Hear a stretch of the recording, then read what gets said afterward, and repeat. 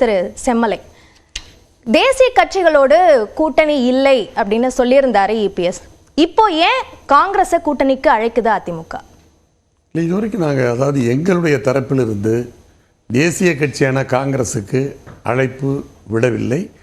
அது பத்திரிகையிலே ஊடகங்களிலே வருகிற யூகங்களாகத்தான் இருக்கிறதே தவிர, அதாவது அதிகாரபூர்வமாக எங்களுடைய தலைமையோ காங்கிரஸுடைய தலைமையோ ஆனா முன்னாள் அமைச்சர் திரு வைகை செல்வன் சொல்லியிருந்தாரு, காங்கிரஸ் திமுக இதுல கசப்பு ஏற்பட்டிருந்தா அதற்கான மருந்து அதிமுக இருக்கு அப்படின்ற கருத்தை சொல்லியிருந்தாரு. அப்போ அதற்கு என்ன அர்த்தம்? இல்லை, அதாவது அவர் வைகை செல்வன் அவர்கள் சொன்னது, அங்கே திராவிட முன்னேற்ற கழகம், இந்திய தேசிய காங்கிரஸ் அவர்களுக்குள் அந்த தேர்தல் உடன்பாடு இதுவரை நடக்கவில்லை, அதில் ஏதோ சிக்கல் இருக்கிறது என்பது வெளிப்படையாகவே தெரிகிறது. எனவே அந்த அடிப்படையில் நிருபர்கள் கேட்ட கேள்விக்கு அதற்கு தமிழ்நாடு கேட்ட கேள்விக்கு அவர் தனியாக பிரத்யேகமாக எங்களுக்கு கொடுத்த பதில் சரி, நம்முடைய ஊடகத்துக்கே கொடுத்திருந்தால் கூட, அதாவது தேர்தல் என்றாலே உங்களுக்கு நன்றாக தெரியும், ஒவ்வொருவரும் அதாவது ஒவ்வொரு அணியும் பேசுகிற போது அதில் சில குழப்பங்கள் அல்லது குழப்பங்கள் மட்டுமல்ல, ஒரு முடிவு பெறாத ஒரு தன்மையிலே இருக்கிற போது மற்றவர்கள் அதை பார்த்து விமர்சிக்கிற போது ஒரு மேலும் குழப்பம் விளைவிப்பதற்கு வசதியாக அதை எடுத்துக்கொள்ளலாமே தவிர, அதாவது மருந்து இருக்கிறது என்று தான் சொன்னாரே தவிர, நாங்கள் கூட்டணிக்கு நீங்க சொல்ற விஷயத்தின் அடிப்படையில தான் அப்போ திமுக கூட்டணிக்குள்ள ஏதாவது ஒரு பிரச்சனை வரும், அதனால அவங்க பக்கத்துல இருந்து அதிமுக பக்கம் வருவார்கள் அப்படின்னு அதிமுக காத்திருக்கா அப்படின்ற கேள்வி. அது இயற்கை தானே. அதாவது ஒரு கூட்டணியிலே இருக்கிற கட்சிகள் அந்த கூட்டணியிலிருந்து வெளியேறுகிற போது அவர்கள் வேறொரு கட்சியோடு கூட்டணி அமைப்பதற்கு முயல்வார்கள். அந்த வாய்ப்பை இன்னொரு அரசியல் கட்சி அல்லது பெரிய கட்சி பயன்படுத்துவதே தவறில்லை. தேர்தல் கூட்டணி என்பதே கொள்கையின் அடிப்படையில் இருக்க வேண்டும் என்பது அல்ல. உதாரணத்திற்கு சொல்ல வேண்டும், நிச்சயமா நீங்க சொன்ன மாதிரி கூட்டணியில ஒரு கூட்டணியில இருக்கிறவங்க இன்னொரு கூட்டணிக்கு வருவது இயல்புதான். ஆனா தேசிய கட்சிகளோட கூட்டணி இல்லைன்னு இபிஎஸ் சொன்ன பிறகு இந்த கருத்து வர்றதுதான் கேள்வி எழும். இல்லை, நிச்சயமாக அதே நிலைப்பாட்டில் தான் நாங்கள் இருக்கிறோம். தேசிய கட்சிகளோடு இனி கூட்டணி இல்லை. எங்களை பொறுத்தவரையில் பிஜேபியும் காங்கிரஸ் கட்சியும் ஒரு நாணயத்தின் இரு பக்கங்கள். காரணம், தேசிய கட்சிகளை பொறுத்தவரையிலே பேரறிஞர் அண்ணா அவர்களே சொல்லியிருக்கிறார்கள், அதாவது தேசிய கட்சிகள் ஆட்சிக்கு வந்தவுடன் கூட்டணி கட்சிகளிடம் எப்படி நடந்து கொள்வார்கள் என்று சொன்னால், முதலில் தேனாக பேசுவார்கள், பிறகு தேலாக கொட்டுவார்கள் என்று பேரறிஞர் அண்ணா அவர்களே சொல்லியிருக்கிறார். நீங்கள் 1967 எடுத்துக்கொண்டால் பேரறிஞர் அண்ணா அவர்கள் காங்கிரஸை வீழ்த்துவதற்கு மிகப்பெரிய ஒரு கூட்டணி அமைத்தார். அதிலே சுதந்திரா, மூதறிஞர் ராஜாஜி தலைமையிலான சுதந்திரா கட்சி இருந்தது, கம்யூனிஸ்ட் இயக்கங்கள் இருந்தன. அதே மாதிரி எதிரும் புதிருமாக இருந்த மாப்போசி ஆதித்யநாத் அவர்களை சேர்த்தார், ஃபார்வர்ட் பிளாக்கை சேர்த்தார், முஸ்லீம் லீக்கை சேர்த்தார். அப்பொழுது அவர் என்ன சொன்னார் என்று சொன்னால், அண்ணா அவர்கள் சொன்ன நிருபர்கள் கேட்ட கேள்விக்கு, என்னுடைய வீட்டில் ஒரு பாம்பு புகுந்து விட்டது, அந்த பாம்பை அடிப்பதற்கு சுதந்திரா தடி இருந்த கிடைத்தாலும் அடிப்பேன், கம்யூனிஸ்ட் தடி கிடைத்தாலும் அடிப்பேன் என்று சொல்லி அந்த தேர்தலில் வெற்றி பெற்றார்கள். அது மட்டுமல்ல, அந்த தேர்தல் முடிந்தவுடன் என்ன நடந்தது என்று சொன்னால், சபாநாயகர் தேர்தல் வருகிறது, முதல் கூட்டம், தேர்தலில் வெற்றி பெற்று விட்டார்கள், காங்கிரஸை வீழ்த்தியாகிவிட்டது. முதல் சட்டமன்ற கூட்டத்திலே சொல்லிடுறேன், அந்த முதல் சட்டமன்ற கூட்டத்திலே சபாநாயகர் தேர்தல் வருகிற போது ராஜாஜி அவர்கள் பேரறிஞர் அண்ணா அவர்கள் வேட்பாளராக நிறுத்தி ஆதித்யநாத்தை எடுத்து வேட்பாளர் போட்டார். அப்பொழுது நிருபர்கள் கேட்டார்கள், இப்பொழுதுதானே கூட்டணி அமைத்து காங்கிரஸை வீழ்த்தினீர்கள், வெற்றி பெற்றீர்கள், அதற்குள் ஏன் நீங்கள் வேட்பாளரை எதிர்த்து நிறுத்துங்கள் என்று சொன்னதற்கு மூதறிஞர் ராஜாஜி சொன்னது, ஒரு நோக்கத்திற்காக நாங்கள் கூட்டணி அமைத்தோம், அதில் வெற்றி பெற்று விட்டோம், அந்த தேர்தலோடு எங்கள் தேர்நிலவு முடிந்தது என்று சொன்னார்கள். எனவே அந்த வகையில் எந்த கட்சி வந்தாலும் ஒரு பொது எதிரியை வீழ்த்துவதற்கு, அரசியலை பொறுத்தவரை எதிரிக்கு எதிரி நண்பன் என்று சொல்வார்கள், ஒரு பொது எதிரியை வீழ்த்துவதற்கு யார் எங்களோடு வந்தாலும் நிச்சயமாக அந்த பொது எதிரியை வீழ்த்துவதற்கு நாங்கள் பயன்படுத்திக் கொள்வோம். இங்கதான் காங்கிரஸ் உங்களுக்கு எதிரியா அல்லது பொது எதிரியை வீழ்த்துவதற்கான நண்பனா என்ற கேள்வி வருது. இல்லை, அதாவது எதிரியும் அல்ல நண்பனும் அல்ல. எங்களை பொறுத்தவரையில் இன்றைக்கு இருக்கிற அந்த அரசியல் சட்டமைப்பின்படி தேசிய கட்சிகள் அந்த பிக் பிரதர் ஆட்டிடியூட், பெரிய அண்ணன் தர்பாரிலே தான் பிஜேபியாக இருந்தாலும் இருக்கிறது, காங்கிரஸ் இருந்தாலும் இருக்கிறது. இப்பொழுது கூட பிஜேபியின் மீது திராவிட முன்னேற்ற கழகத்தினர் குறை சொல்லுகிறதை தவிர இந்த நிதி பகிர்வு, மற்ற மாநில உரிமைகள், இதெல்லாம் அந்த காலத்திலேயே காங்கிரஸ் காலத்திலேயே வகுக்கப்பட்ட நிதி கமிஷன் அன்றைக்கே வகுத்து இருக்கிறார். அதைத்தான் இவர்கள் பின்பற்றுகிறார்கள். எனவே தேசிய கட்சிகளை பொறுத்தவரையிலே அந்த ஒரே ஃபார்முலா தான்.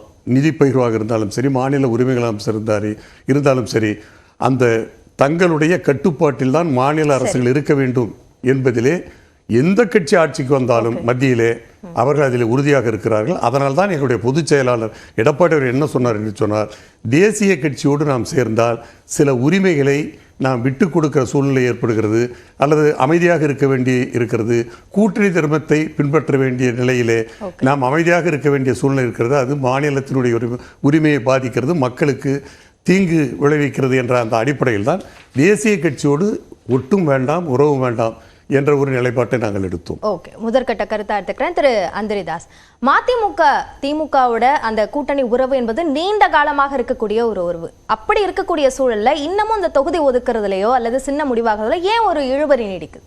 அதாவது விழுகின்ற ஒவ்வொரு துளி வியர்வைக்கும் விளைச்சலை எதிர்பார்க்கின்ற அரசியலிலே அண்மையிலே ஸ்டெர்லைட் என்கிற நச்சாலை மூட வேண்டும், அனுமதி இல்லை என்று சொன்ன உச்சநீதிமன்றத்தினுடைய தீர்ப்புக்கு பின்னால் எங்களுடைய இயக்கத்தினுடைய 28 ஆண்டு கால போராட்ட வரலாறு என்பது இருக்கிறது. அந்த இயக்கத்திற்கு ஒரு நதி போல ஓடிக்கொண்டே இருக்க வேண்டும் என்று சொன்னால், மனிதர்கள் வருவார்கள் போவார்கள், ஆனால் ஒரு இயக்கம் என்பது இயங்கிக் கொண்டே இருக்க வேண்டும், நதி போல இயங்கிக் கொண்டே இருக்க வேண்டும் என்று சொல்வார்கள். அப்படி நாங்கள் இயங்குவதற்கு எங்களுக்கு பதிவும் முக்கியம், அங்கீகாரம் முக்கியம். அதை நோக்கி தான் நாங்கள் சென்று கொண்டு இருக்கிறோம். அந்த வகையிலே எங்களுக்கு பதிவு வேண்டும், எங்களுக்கு அங்கீகாரம் வேண்டும் என்பதற்காக எங்களுடைய சின்னத்திலே நாங்கள் நிற்க வேண்டும். 2016 தேர்தலிலே எங்களுடைய பம்பரம் சின்னத்திலே தான் நாங்கள் வெற்றி பெற்றோம். சென்ற முறை மிகப்பெரிய நெருக்கடி வந்த காரணத்தால் அப்படிப்பட்ட ஐயா மூத்த அரசியல்வாதி, அவர் மீது எனக்கு ரொம்ப மரியாதை இருக்கிறது. என்ன என்று சொன்னால், தனி சுயேட்சையாக நின்று அவர் வெற்றி பெற்ற களம் கண்டவர், அந்த மரியாதை எங்களுக்கு இருக்கிறது. அவர்கள் தான் சொன்னார்கள், அண்ணா 67 வானவில் கூட்டணி அமைத்தார், அதற்கான அவசியம் என்ன என்று ஐயா சொன்னார்கள். என்னுடைய வீட்டில் கொஞ்சம் மாறுபட்ட கொஞ்சம் வார்த்தைகள் வேண்டாமல் இருக்கலாம். என்னுடைய வீட்டில் திருடன் புகுந்து விட்டால் அதை திராவிட தடி என்றோ கம்யூனிஸ்ட் தடி என்றோ நான் பார்க்க மாட்டேன், சுதந்திர தடி என்றோ பார்க்க மாட்டேன். அந்த தடி அனைத்து கட்சிகளுடைய தடிகளை கொண்டு, அப்படிப்பட்ட ஒரு காரணம் 70 பொழுதுகளிலே 60 பொழுதுகளிலே அண்ணாவுக்கு வாய்த்த அந்த காரணம் இப்பொழுது ஒற்றை ஆட்சியை நோக்கியே போய்கொண்டிருக்கின்ற பிஜேபி எதிர்த்து போராட வேண்டிய களத்தில் இருக்கிறோம். இது எங்களுடைய கருத்து மாறுபாடு அல்ல, எங்களுக்கு அங்கீகாரத்திற்கான ஒரு ஒத்துழைப்பினை தாருங்கள் என்று தான் கேட்கிறது. எந்த முரண்பாடும் இருப்பதாக எனக்கு தெரியவில்லை. ஆக அந்த வகையிலே ஐயா சொன்னார், ஜிஎஸ்டி எந்த தேசிய கட்சியாக இருந்தாலும் அதில் மாறுபட்டு தான் நிற்கிறார்கள். உண்மைதான். 14வது நிதிக்குழு ஆணையம் என்ன சொல்லியிருக்கிறது சொன்னால், வருகின்ற வரி வசூலிலே 42% மாநிலங்களுக்கு பிரித்து கொடுக்க வேண்டும் என்று சொல்கிறார்கள். ஆனால் 42% இன்றைக்கு நீங்க சொல்ற விஷயங்கள் இப்ப பாஜகவோட செயல்பாடுகள் சார்ந்து சொல்றீங்க. நான் இந்த கூட்டணி சம்பந்தமான கேள்வியை முன்வைக்கிறேன். இப்ப நீங்க அங்கீகாரம்ன்ற ஒரு விஷயத்தை சொல்றீங்க, எதை நீங்க அங்கீகாரம் நினைக்கிறீங்க? எத்தனை தொகுதிகள் அப்படின்றத நீங்க அங்கீகாரம் அப்படின்னு நிர்ணயிக்கிறீங்களா? அதாவது 2 தொகுதிகள் என்று சொன்னால் நிச்சயமாக எங்களுக்கு பம்பரம் சின்னம் வரும். ஆனால் இப்பொழுது ஒரு லோக்சபா, இன்னொன்று ராஜ்யசபா என்கின்ற அந்த அளவிலே தான் பேச்சுவார்த்தை போய்கொண்டிருக்கிறது. இருந்தாலும் கூட ஒரு தொகுதி என்றாலும் சொல்லட, இன்னொரு மாநிலங்களவை உறுப்பினர் என்று சொன்னாலும் கூட இதற்கு நாங்கள் தனிச்சின்னத்திற்கு ஏற்கனவே தேர்தல் ஆணையத்திடமே ஒரு 3 மாதத்திற்கு முன்னால் கொடுத்து விட்டோம். அதில் எந்த நடவடிக்கையும் எடுக்கவில்லை என்று சொன்னால், தற்சமயம் ஒரு 2 நாட்களுக்கு முன்னால் எங்களுடைய தலைவர் அவர்கள் உயர்நீதிமன்றத்தில் வழக்கு தொடுத்திருக்கிறார்கள். அது இன்றைக்கு வந்தது. இன்றைக்கு 7ஆம் தேதிக்குள்ளாக எலெக்ஷன் கமிஷன் தன்னுடைய பதிலுரை அளிக்க வேண்டும். ஏன் இவர்களுக்கு கொடுக்கக்கூடாது, why don't you consider this submissions என்று சொல்லி இருக்கிறது. ஆகவே இதையெல்லாம் சேர்த்து தான் பார்க்க வேண்டும். நாட்கள் இன்னும் இருக்கிறது. நோட்டிபிகேஷனே டென்டேட்டிவ் தேதி மார்ச் 12 15 என்று சொல்லிக் கொண்டிருக்கிறார்கள். ஆகவே எங்களுக்கு எந்த பதட்டமும் கிடையாது. நாங்கள் கொள்கையாக இயங்கிக் கொண்டிருக்கிறோம். பொதுவாக இந்தியாவிலே கொள்கை கூட்டணி என்று ஒன்று இல்லவே இல்லை. இதுவரை சார்ந்த சந்தேகம் எதுவும் எழுப்பப்படல. ஆனா இந்த கூட்டணி இழுபறி அமைறதுக்கான அதிகாரப்பூர்வமா அமைறது குறைக்கிறதுக்கான இழுபறிக்கான காரணமா என்ன இருக்கு? இப்ப மதிமுக எதிர்பார்க்கிறது 2 மக்களவை தொகுதிகளா அல்லது 2 மக்களவை தொகுதி பிளஸ் 1 மாநிலங்களவை தொகுதியா? எது சிக்கலா இருக்கு? நாங்க கடைசியா சென்ற பேச்சுவார்த்தை நேற்றைக்கு வந்த பேச்சுவார்த்தையில் சென்ற பேச்சுவார்த்தையில் 2 லோக்சபாவும் 1 ராஜ்யசபாவும் வேண்டும் என்றுதான் அந்த கோரிக்கையோடு தான் இன்றைக்கு இருக்கிறோம். அதை இப்போது பேசிக்கொண்டிருக்கிறோம். எங்களுக்கு எந்த பதட்டமும் இல்லை. ஒரு பெரிய அதாவது கூட்டணிக்கு தலைமை வாக்குகின்றவர்கள் அரவணைத்து போக வேண்டும் என்பதிலேயும் எங்களுக்கு மாற்று கருத்து இல்லை. அதை போலவே எங்களை போன்றவர்கள் அவர்களை அனுசரித்து போக வேண்டும் என்பதிலே மாற்று இல்லை. எப்படி சிறுபான்மை என்பது பெரும்பான்மையை அனுசரித்து போக வேண்டுமோ அப்படி பெரும்பான்மை என்பது சிறுபான்மையை அரவணைத்து போக வேண்டும் என்பது எங்களுடைய கூற்றாக இருக்கிறது. அதில் எந்த நெருடலும் இருப்பதாக எனக்கு தெரியவில்லை. பேச்சுவார்த்தை குழுவிலே நான் இருக்கிறேன். என்ன விதமாக அது போய்கொண்டிருக்கின்றது எனக்கு தெரியும். ஆகவே we have enough days to solve the problem. I hope that we will amicably solve the problem. Okay. திரு வைகோ ஏற்கனவே மாநிலங்களவை உறுப்பினராக இருக்கிறதுனால கூடுதலாக ஒரு மாநிலங்களவை உறுப்பினர் பதவி அல்லது இடம் ஒதுக்குறதுக்கு திமுக தயங்குது. இல்ல அதில் அப்படி கூடுதலா கேட்கல. அவருடைய பதவி காலம் 6 வருடம் என்கிற காரணத்தால் இன்னும் 1 வருடத்திற்கு மேலாக இருக்கிறது. ஆகவே அதை அப்போது பேசி தீர்த்துகள் அவருக்காக தான் கேட்கப்படுகிறத தவிர வேறு யாருக்கும் கேட்கப்படவில்லை. நாங்கள் 2 லோக்சபா 1 ராஜ்யசபா என்கின்ற நிலவையிலே தான் எங்களுடைய பேச்சுவார்த்தை போய்கொண்டிருக்கிறது. சின்னம் தொடர்பாக என்ன கோரிக்கை முன்வைக்கிறீங்க?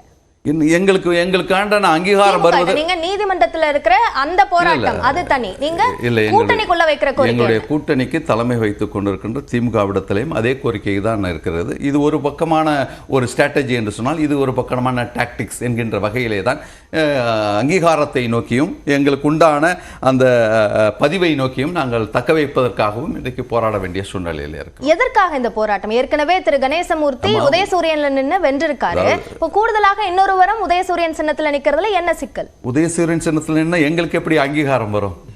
நாங்கள் போராடி கொண்டு இருக்கின்ற ஒரு இயக்கம் 30 ஆண்டு காலமாக என்னென்ன வாழ்வாதார பிரச்சனைகள் போராடுகிறோம் என்று யாரும் இந்த இதில் மறுக்க முடியாது என்று சொன்னார்கள். அப்படி போராடி கொண்டு இருக்கின்ற ஒரு இயக்கத்திற்கு ஒரு அங்கீகாரம் தேவைதானே. அதாவது வெள்ளி பதக்கம் என்ற சிந்துவை விட வெண்கல பதக்கம் வென்ற சாக்ஷி மாலிகை விட இன்றைக்கு ஜிம்னாஸ்டிக்கிலே போராடி தோற்ற தீபா ஹர்மாக்கர் இருக்கிறார்ல, அதை பாரு நாங்கள் போராடி கொண்டு இருக்கிறோம். தமிழகத்தினுடைய வாழ்வாதார பிரச்சனைக்கு முக்கிய பங்களித்து கொண்டிருக்கிறோம். அது அப்படிப்பட்ட ஒரு இயக்கத்திற்கு ஒரு அங்கீகாரம் தேவை என்கிறதான் உங்களுடைய கோரிக்கை. நியாயமான கோரிக்கை அப்படின்னு எடுத்துக்கிட்டாலும் வெற்றிக்கான வியூகமாக எது இருக்கும்? உதயசூரியன் சின்னத்துல இருக்கும்போது வெற்றி என்பது உறுதியாக கிடைக்கும் அப்படின்னு நம்புறதும் அது பரிந்துரைக்கப்பட்டதுலயும் தவறு இருக்கும். ஐயாவை தான் நான் சொல்றேன். ஐயா சுயேட்சை நிற்கும் போது 70 பொழுதுகளிலே எம்ஜிஆர் அவர்கள் உச்சஸ்தானியில் இருந்த அந்த காலகட்டத்திலே தராசு என்கின்ற ஒரு சின்னத்திலிருந்து வெற்றி பெற்று இருக்கிறார். விமானம் என்கின்ற சின்னத்திலிருந்து வெற்றி பெற்று இருக்கிறார். ஆக வெற்றி என்பது சின்னத்தை பொறுத்து கிடையாது. அந்தந்த இயக்கத்தினுடைய நடைமுறைகள் அந்த கொள்கை கோட்பாடுகளை எந்த அளவுக்கு இந்த மண்ணிலே அவர்கள் அதற்காக போராடி கொண்டிருக்கிறார்கள் என்பதை பொறுத்து தான் இருக்கிறது தவிர சின்னத்தை பொறுத்த அல்ல. திமுகவுடைய சின்னம் இது என்று இந்த டிஜிட்டல் உலகத்திலே போய் சென்றடைவதற்கு நீண்ட காலம் தேவையில்லை.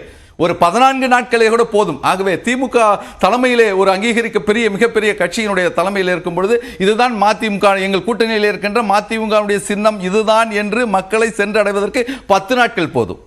அப்போ சின்னம் சிக்கல் தான் ஒரு பெரிய பிரச்சனையாக மாறி இல்லை. சின்னம் எங்களுக்கான அங்கீகாரம், எங்கள் பதிவை அதை நீங்க தக்க வைக்கணும் என்ற போராட்டம் தொகுதி பங்கீடு ஏற்படுறதுல ஒரு சிக்கலை ஏற்படுது. போராட்டமே இல்லை, அமைதியாக பேசிக் கொண்டிருக்கிறோம். எந்த சிக்கலும் இல்லை. ஒரே வருது. அதாவது ஒரு கட்சிக்கு அங்கீகாரம் வேண்டும் என்று சொன்னால் அதிக தொகுதிகளில் போட்டியிட வேண்டும். அதனால் தான் இவர்கள் அதிகமாக கேட்டுக்கொண்டிருக்கிறார்கள். ஆனால் அதிகமாக இடங்கள் கொடுப்பதற்கு திமுக தயாராக இல்லை. காரணம், வைகோ அவர்களை பொறுத்தவரையிலே நானும் அவரும் கல்லூரி தோழர்கள். அவர்களுக்கான மருதம் அதிமுக சட்டக்கல்லூரியிலே ஒன்றாக படித்தவர்கள். எனக்கு அவருடைய குணநலம் அவருடைய இதெல்லாம் தெரியும். அவர் ஒரு இண்டிபெண்டன்ட் மேன். அவர் என்ன நினைக்கிறார் என்று சொன்னால், திராவிட முன்னேற்றக் கழகம் தனக்கு தலைமை தாங்குகிற பெரிய இயக்கமாக இருந்தாலும் நாம் அந்த சின்னத்தில் வேட்பாளரை நிறுத்தி வெற்றி பெற்றால் அவர்களுக்கு கட்டுப்பட்டு இருக்க வேண்டும். தனித்து இயங்க முடியாது. அந்த தனித்தன்மை போய்விடும். எனவே அதனால் தான் அந்த உரிமைக்காக அவர் போராடி கொண்டிருக்கிறார் என்பதுதான் என்னுடைய கருத்து.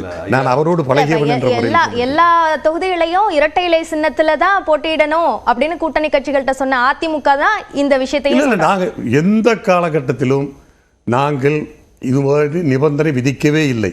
அவர்களாகவே வெற்றி பெறுவதற்கு வாய்ப்பாக இந்த சின்னம் எங்களுக்கு இருந்தால்தான் சரியாக இருக்கும் என்று அவர்களாக விரும்பி வாங்கியதுதானே தவிர நாங்கள் திராவிட முன்னேற்ற கழகத்திலே இப்பொழுது கூட்டணி கட்சிகளுக்கு நிபந்தனை போடுவதைப் போல எங்களுடைய புரட்சித் தலைவர் எம்ஜிஆர் அவர்களோ புரட்சித் தலைவர் அம்மா அவர்களோ அல்லது எடப்பாடியார் அவர்களோ அந்த நிபந்தனையை நாங்கள் விதிக்கவும் இல்லை, விதிக்கப் போவதும் இல்லை.